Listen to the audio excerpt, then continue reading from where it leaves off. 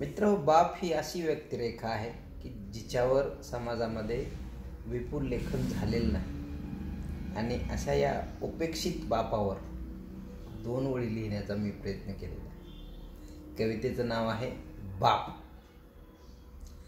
बाप कष्टच करीत राहिला, त्याचा महिमा कुणीच गायला नाही. बाप कष्टच करत राहिला, त्याचा महिमा कुणीच गायला नाही. छाताडावर संकटाच्या उभा राहिला नेटानं, आणि कसल्याच कामासाठी बाप कधीच कुठे नडला नाही. दुष्काळाची जणू त्याची जन्मोजन्मी यारी. बापाची दुष्काळाशी जणू त्याची जन्मोजन्मी यारी. तिच्यावरच भरोसा जरी धरणी कोपली सारी. अश्रू दिसतील म्हणून बाप रोज पावसात भिजायचा. बाप अश्रू दिसतील म्हणून बाप रोज पावसात भिजायचा. आणि उपाशी स्वप्न घेऊन बाप रोज उपाशी निजायचा. काळ्या आईचा ऋणानुबंध त्यानं कधीच कुठे मोडला नाही. आणि हातास होऊन बाप माझा कधीच कुठे नडला नाही. साऱ्या जगाचं अवसान बाप बगलेत मारून फिरायचा.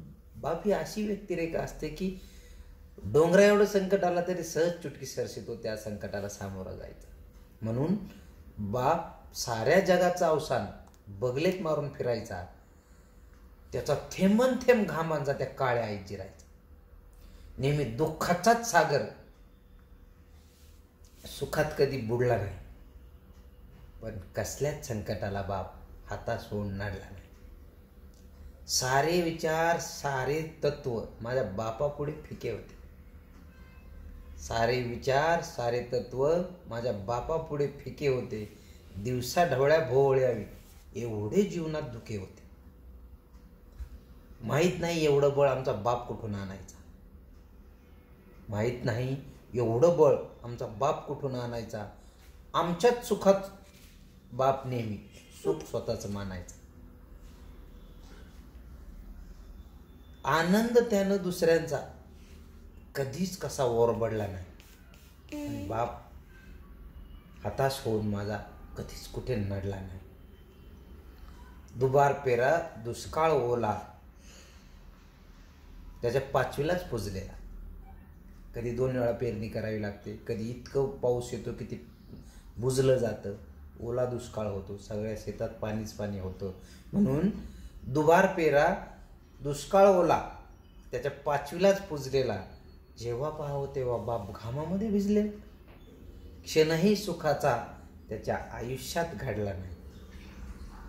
पण हताश होऊन बाप माझा कधीच कुठे नडला नाही. कधी रान वाहून गेलं, कधी ढेकळच नाही जिरली.